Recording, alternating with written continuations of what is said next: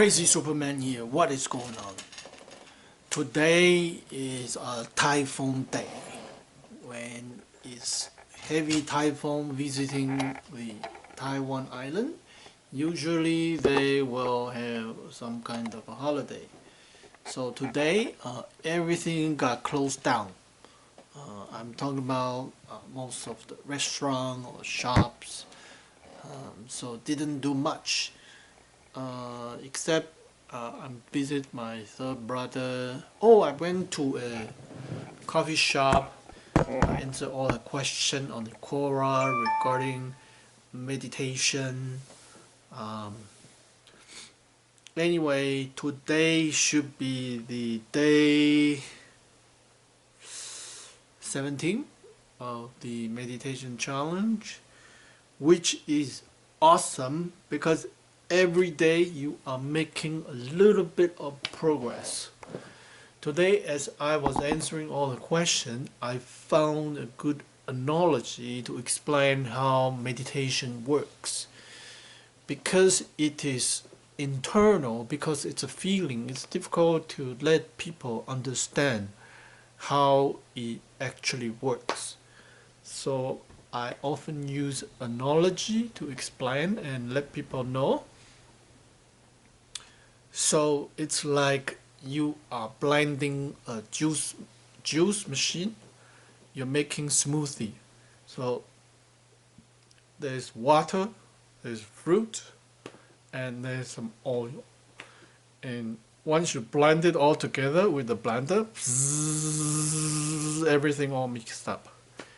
But when you stop the blade, right? When you stop the thinking process for 1 hour, what's going to happen is the heavy fiber going to sink to the bottom, and the water going to stay in the middle, and then the oil, because the density is lower, is going to float to the very top. So exactly same thing happened during meditation. When you observing your breath and you free your mind from all the tasks such as mantra chanting, visualization, imagination, any mental task. When your mind is free, this blade stopped, and when the blade stopped, the purification begin. Anything that's oil, that's causing trouble in your past, something traumatic, it's going to float up because the density is lower. And because this oil is coming up, initially you don't know, you will react to it, right? You may be feeling angry, you may be feeling craving, you may be want to jump up and punch in the air, you may be wanted to cry. And remember not to react to this oil, because they come up because you want them to vaporize. And once they rise up to the very top, you gently bring your attention to your breathing. Slowly this oil going to vaporize into the air, and pretty soon all this negative conditioning, past trauma will begin to leave you. It'll try once, it'll try second time, it'll try 3 times. It'll notice that, oh my God, it doesn't respond to me, doesn't react to me anymore, doesn't pay attention to me anymore.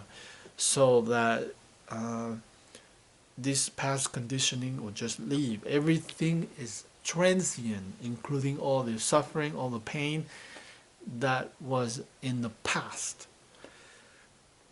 So that was a very good analogy explaining how meditation actually works, how it purifies our mind. It's important that in the morning you do 1 hour, in the evening you do 1 hour, because throughout the days there's always something that you reacted very strong, and it's a daily cleansing so that you don't have a build up in your subconscious mind. and it's a good, easy way to understand meditation. Basically, it's it allows the the conditioning in the past to come up and leave you, so you become purified. And it's very similar to battery charging. Like if you have a cell phone, you constantly keep unplugging it from the charge station, and you're always at 20%, 25%, 10%, 15%, and you know when your phone reaching 5%, 3%, things start going crazy, it start going shutting down. That's when you lose your temper, you become angry. That's when you have some really strange behavior. That's when you are out of control, getting into addiction, getting into drinking problem, a substance abuse problem, eating problem. It's important that you spend 1 hour in the morning, 1 hour in the evening, and 6 hours of quality sleep together, 8 hour guaranteed rest each day, so that you're fully charged for that the other 16 hours of hard work, dedicated work, and 16 hours of your responsibilities. Um, a person on Colorado.com also asked if meditation is a medicine to misery. And I told that person meditation is not a medicine, because all medicine has side effect. All medicine will eventually lead to dialysis, the cleaning of kidney, um, treatment. Rather, meditation is more like swimming, like we are in the pool of misery. And religion is kind of like medicine. Religion bring people from one pool of misery to another pool of misery, is misery to misery. But meditation is actually a skill. You can navigate in this misery ocean, and you can breathe and you can move toward your direction. You are still in this ocean of misery, but instead of getting drowned and really choking yourself, really suffering, you are able to move because you have a skill. You know how to float, and you can navigate on the water. You can get to your destination. You don't react blindly to everything comes to you. Instead, you are meditated, and you are acting on what's important. You know how to swim in the ocean of misery. Therefore, you are not in the misery, but you are on top of misery. So that's some Dharma talk for today.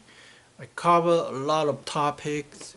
Um, one thing I also mentioned a lot is while I was talking to my third brother today, is that the real way to pay respect to deity, to Buddha, to different saints, uh, is not bowing down with our body. Um, it's not burning incense. None of that. The real way of paying respect to saints, Buddhas, and Jesus, or whoever wonderful in the past, is actually we do the same thing. We have their quality. That's the actual respect. And many religious group, they often have ways of you can pay the money to recover your sin, to bless your relative, to bless your ancestor, to bless family members, which is a way for religious group to get money. Uh, the real way of benefit is to the real good thing the real benefit you can do for anyone is only yourself. When you can purify your subconscious mind, when you can change your behavior, that is the real. All the rest is just a made up story by people.